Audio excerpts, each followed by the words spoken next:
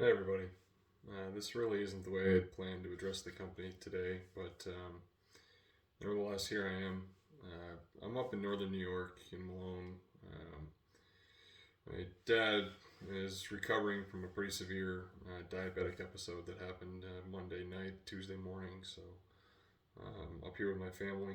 All signs are pointing to full recovery, but it's just going to take a little bit of time. So anyways, I want to start by saying thank you to everybody for your patience and your attention today. And it's never easy to sit in a classroom all day, especially when you're a bridge builder and used to being outside. But this check in is important to ensure we're up to date with all of our safety protocols.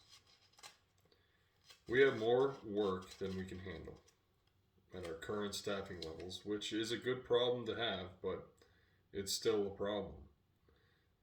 With work duration in Peterborough through 2023, up in Lebanon at exit 19 until 2024, and our project in Danbury that'll get started soon, bleeding into 2023. We also have a job in Center Harbor this summer between Memorial Day and Columbus Day.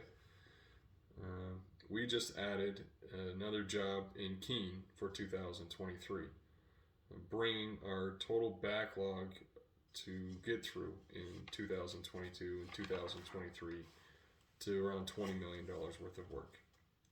All while we are continuing to service our customers in Unitil and other local municipalities with on-call services. Our only constricting factor to further growth is our developing workforce.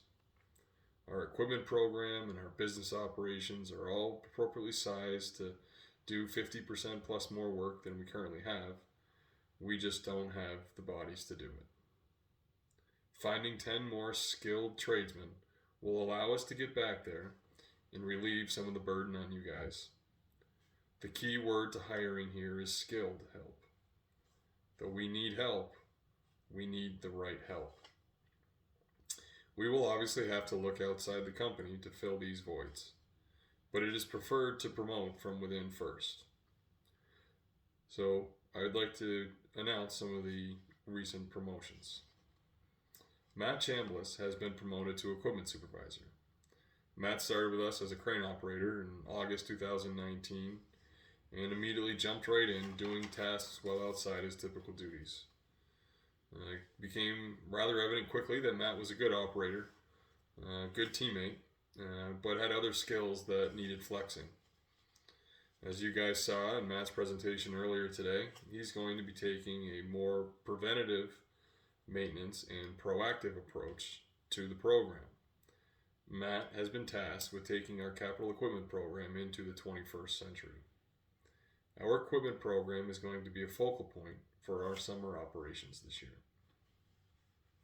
Our very own prodigal son in Curtis Lebrecq has come back to us after nearly 4 years wandering around various excavations across New Hampshire.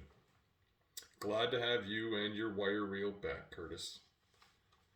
Craig Moses started as a laborer in July 2021, was promoted to a carpenter in November, and is now a pile foreman in training as of February. Craig's been working with Joe and Eddie, working on sheeting and pile work in Peterborough most recently. Craig's previous life in well drilling has aided him greatly in figuring out how to stick things in the ground. We've only got a couple 100,000 pounds left of sheet piles to put in this summer, so let's get to it. I'd like to welcome aboard our new truck driver, Adam Levesque. Adam has been a plug-and-play hire, contributing immediately. We are proud to have him on our team. You all should remember one of our engineering interns from last summer, Nick Lebrecq. Yes, he is Curtis's cousin, so let's take it easy on him. It's not his fault. We are excited to have Nick join us full-time once he graduates from UNH with his Bachelor's of Science degree in Civil Engineering. Nick is scheduled to start right after Memorial Day, where he'll be working with John, taking over the field layout duties. As such, John has been promoted to Senior Bridge Construction Engineer, where he'll be managing all the PE submittals and design work, as well as continuing to develop, taking on more project management duties. I have been advertising for a safety manager since Mike left. Filling the role is a priority, but qualified candidates just have not presented themselves. We're working with Keene State College now in their OSHA program to try and attract a new hire that we can mentor appropriately and bring along. So you can have a sense of what the summer construction season looks like, I wanted to give a project outline for where we're at. In Peterborough, Hub finished the first drilled shaft, DS number 3, at the pier on Wednesday this past week. The abutment B footing was placed 44 hours after the pile operation was complete. This happened yesterday. If there was ever a deserved "good job, men," this was it. This giant effort keeps our concrete crews going, and I expect to have the whole able to be turned over to Weaver Brothers at abutment B around May 2nd for backfilling. Once the abutment B walls are built, the pier should be ready for construction. I expect the pier to be completed by Memorial Day. While we're building the pier, Hub will spin in the abutment A drilled shafts. Once they're done and the pier construction is done, we will then move to construction of abutment A, with hopes of being ready for steel erection around July 4th, with a deck pour to follow in early August, and traffic shifting into Phase 2 between Labor Day and Columbus Day in the fall, only to begin rebuilding demolition work through the winter. Our job in Danbury is scheduled for us to land on site with our new crane April 11th.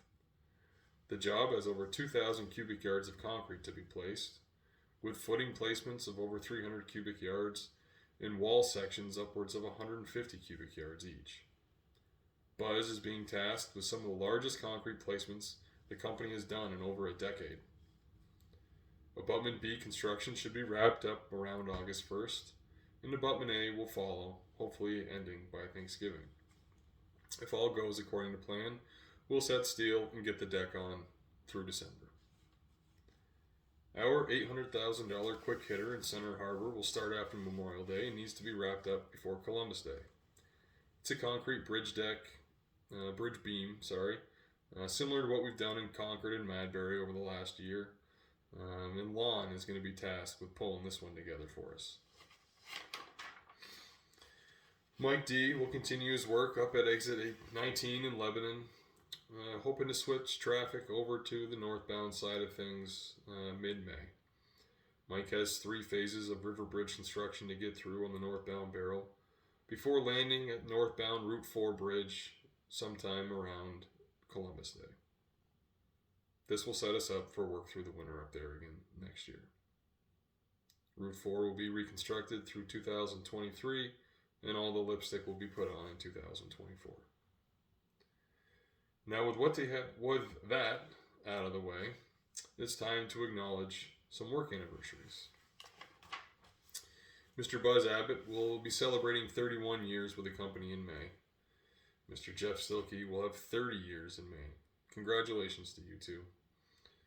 Jim Lacasse celebrated 20 years in March.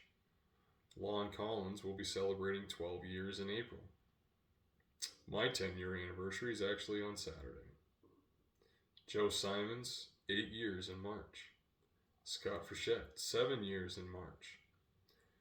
Derek Boynton, Dominic Carlone, Nate Paludi, all celebrated their 5th year anniversary in February and March this past year. Joe Ricci's been back with us for a year in March. And Alex Coughlin, yes, I owe you a white hard hat. Congratulations. Now, to finish up with what you've all been so patiently waiting to hear about, and that's compensation adjustments in annual reviews. Short answer, yes. You will all be receiving roughly 4% increase to your hourly wage beginning Monday, April 4th, and you should see it reflected in your first paycheck on April 12th. I was hoping to give you each individually your exact adjustments today, but life happens and that's not going to happen today. I will be traveling the job sites early next week, meeting with you all individually and discussing what your rate will be or is and how we want to move forward in goal setting for 2022.